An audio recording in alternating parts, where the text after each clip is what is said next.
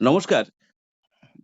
নজরে হ্যাঁ, Bangla official YouTube channel থেকে প্রিন্স মন্ডল কথা বলছি স্যার। হ্যাঁ, বলুন, বলুন। অত্যন্ত গুরুত্বপূর্ণ একটি বিষয়ে যেটা আপনারা দীর্ঘদিন ধরে লড়াই করে আসছিলেন এবং আদালতে লড়াই চলছিল ডিএ মামলা নিয়ে।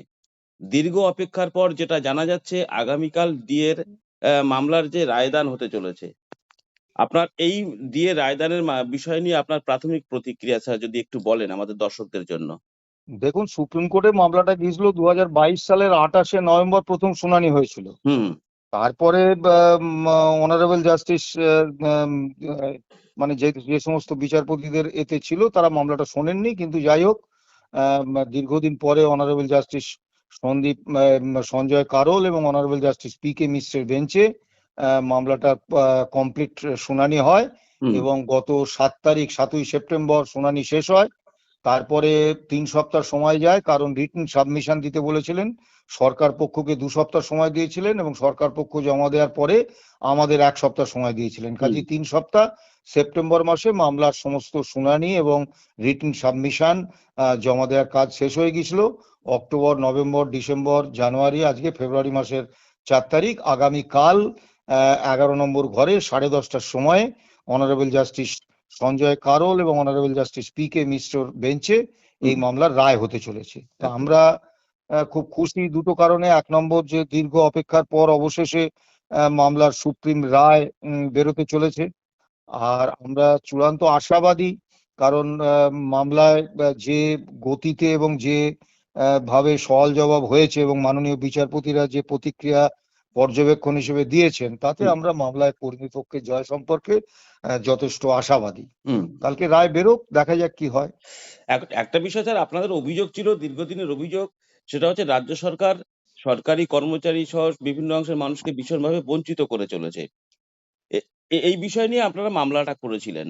এখন বিষয়টা হচ্ছে মামলা যদি সরকারি কর্মচারীদের অর্থাৎ মূল মামলাকারী আপনাদের পক্ষে যায়, তাহলে এই বিষয়ে রাজ্য সরকার সামনে তো বিধানসভা নির্বাচন।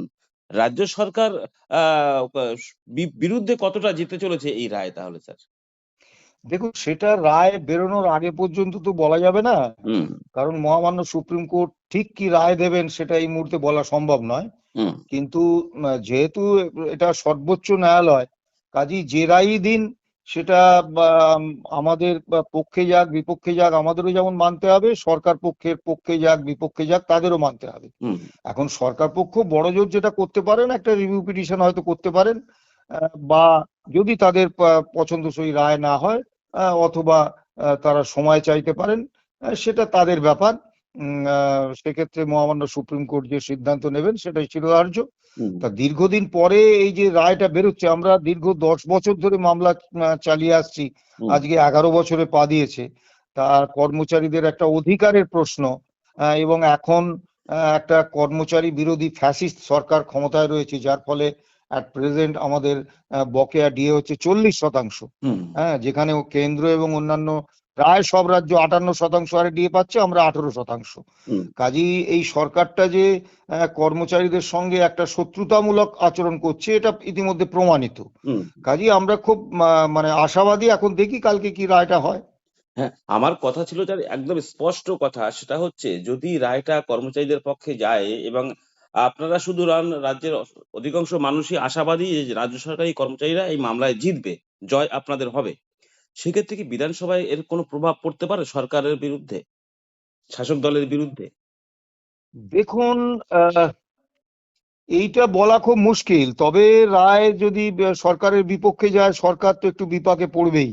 হুম, কারণ সরকারের যে একটা মানে মা- অনমনীয় একটা দৃষ্টিভঙ্গি ছিল, যে আমি কোনোভাবেই হুম, আদালতের রায়ও মানবো না। এর আগে তো 6টা জয় আমরা পেয়েছি। হুম, হুম, 6বার তো আদালত আমাদের রায় মানেননি, একদম। আদালতের রায় মানেননি। শুধু তাই নয়, সুপ্রিম কোর্টেও যে ইন্টারিম রায়টা হয়েছিল, আম, সেই রায়েও তো অনারেবল জাস্টিস সঞ্জয় কারোল এবং অনারেবল জাস্টিস সন্দীপ মেহতার বেঞ্চ যে ইন্টারিম অর্ডার দিয়েছিল, যে অন্তত 25% ডিএ দিয়ে দেওয়ার, বকেয়া ডিএর, সেটাও রাজ্য সরকার মানেননি।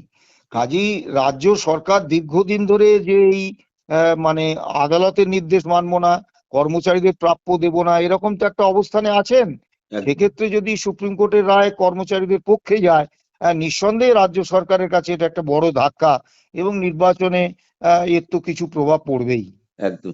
স্যার একদম আমার একদম শেষ যে প্রশ্নটা সেটা হচ্ছে, আপনাদের এই মামলায় আপনারা মানুষের থেকে চাঁদা তুলে কর্মচারী থেকে চাঁদা তুলে মামলাটা লড়েছেন।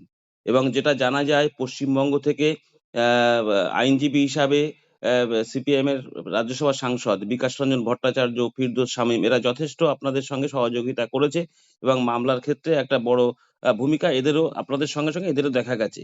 সেক্ষেত্রে যদি মামলার রায়টা আপনাদের পক্ষে যায়, সেক্ষেত্রে বিকাশ রঞ্জন ভট্টাচার্য সম্পর্কে আপনাদের বক্তব্য এবং ফিরদৌস শামীম সম্পর্কে? দেখুন, আমাদের এই মামলাটা প্রথম যিনি করেছিলেন তিনি হচ্ছেন সর্দার আমজাদ আলী, একদম। এবং তার সঙ্গে সহযোগিতা করেছিলেন মাসুম আলী সর্দার। হুম, ওনারা মানে অসাধারণ মামলাটা এগিয়ে নিয়ে গিয়েছিলেন, এটা বিকাশবাবু নিজেও বলেন। হুম, তারপরে আমাদের মামলার সঙ্গে যুক্ত হয়েছেন বিকাশ রঞ্জন ভট্টাচার্য, ফিরদৌস শামীম, গোপা বিশ্বাস, হুম, সুপ্রিম কোর্টে আমাদের সিনিয়র অ্যাডভোকেট রহিম রহুম, হুম, আলী রহিম, এবং আম, আহ, এরা আমাদের মামলার সঙ্গে যুক্ত হয়েছেন। এখন সর্দার আমজাদ আলীও যেমন অত্যন্ত আন্তরিকতার সঙ্গে মামলাটা দেখভাল করেছেন, সওয়াল করেছেন, পরিশ্রম করেছেন হুম, এবং মামলাটাকে দাঁড় করিয়েছেন। একই রকম ভাবে বিকাশ রঞ্জন ভট্টাচার্য এবং ফিরদৌস শামীম, গোপা বিশ্বাস এরা মানে জান প্রাণ লড়িয়ে দিয়েছেন মামলাটা যাতে কর্মীপক্ষের জয় আসে। হুম, তা কাজেই সেক্ষেত্রে এদের প্রতি তো আমাদের কৃতজ্ঞতা বোধ থাকবেই। হ্যাঁ, একদম। এ নিয়ে তো কোনো সন্দেহের অবকাশ নেই। অনেক ধন্যবাদ স্যার সময় দেওয়ার জন্য। আচ্ছা, আচ্ছা, ভালো আচ্ছা। থাকবেন।